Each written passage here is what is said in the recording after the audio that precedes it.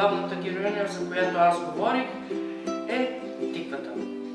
Искам да подчертая, че ние с дечицата успяхме да я почистим, да я нарежем на малки късчета, след което тя беше изключително здравословно приготвена, леко задушена и с мед.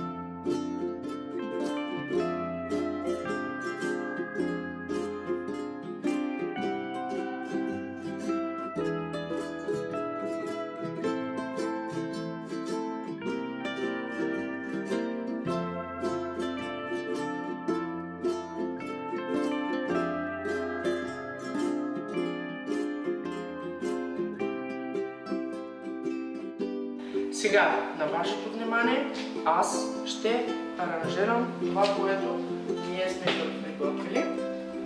Това е нашата тиква, която реално ние сме задушили и сме поръсили с мед. Ето така. В чинийка.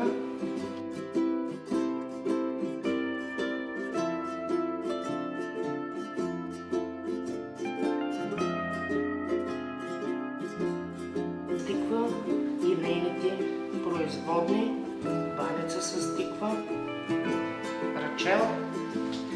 Това беше всичко от мен.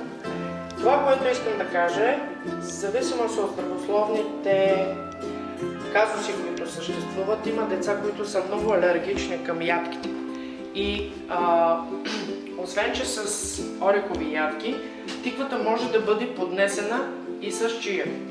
Затова аз избегнах от ядките, ореховите, и ще добавя чия. Ще поръсим.